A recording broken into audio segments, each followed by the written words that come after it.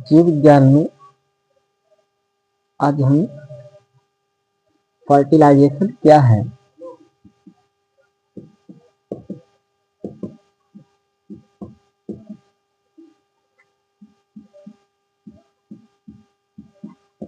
निषेचन क्रिया क्या है, इसको समझेंगे।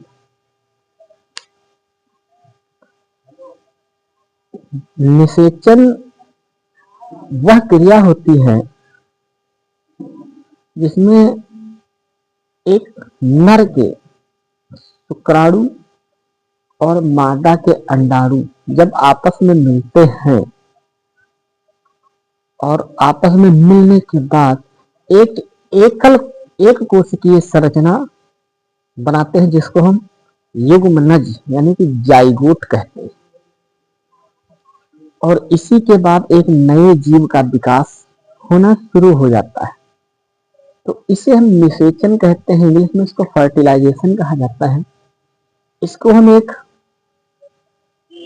डायग्राम बनाएंगे, उसी के हिसाब से समझेंगे। जैसे इधर एक है नर युग्मक,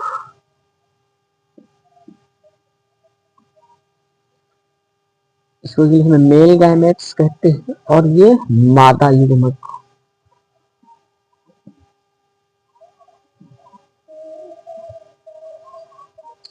नर युग्मक के पास होते हैं शुक्राणु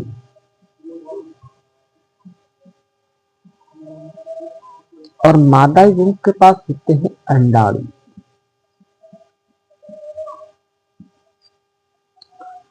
तो जब नर युग्मक के यानी शुक्राणु, नर के शुक्राणु और मादा के अंडाणु आपस में मिलते हैं तो बनता है युग्मनज।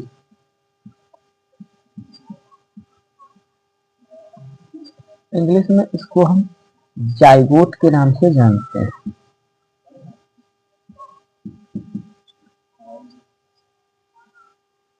फिर थोड़ा सा समय व्यतीत होता है, थोड़े समय के बाद यहाँ तो बनता है एम्ब्रॉय।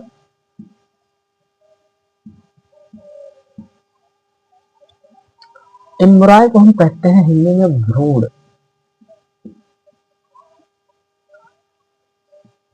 फिर थोड़ा सा समय व्यतीत होता है, फिर बनता है फीटस। फीटस को भी हम भ्रूण ही कहते हैं।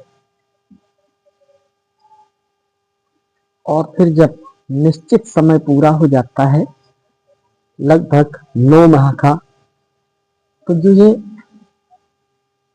भ्रूण है ये गर्भ से बाहर, गर्भाशय के बाहर निकल आता है, तो उसको हम कहते हैं बेबी यानी नवजात शिशु।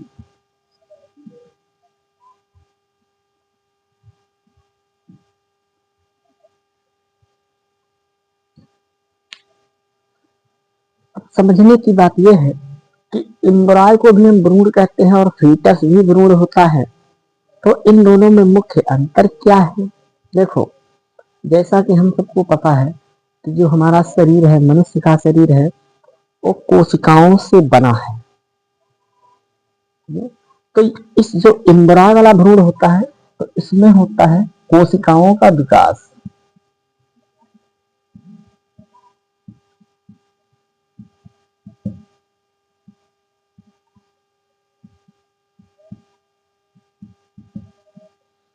और जब समस्त कोशिकाओं का विकास हो जाता है, समस्त कोशिकाएं विकसित हो जाती है निश्चित समय पर, फिर थोड़े ही समय में ये जो फीटस वाला भ्रूण होता है, इसमें क्या होता है, फीटस में होता है अंगों का बनना, यानी अंगों का विकास शुरू हो जाता है।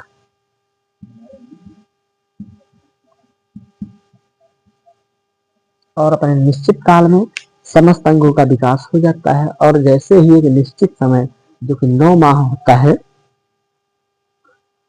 पूर्ण होते हैं, तो ये जो फीटस है, भ्रूण है, वो गर्भाशय के बाहर निकल आता है, यानी उसका जन्म हो जाता है। तब हम उसको बेबी यानी नवजात शिशु कहते हैं।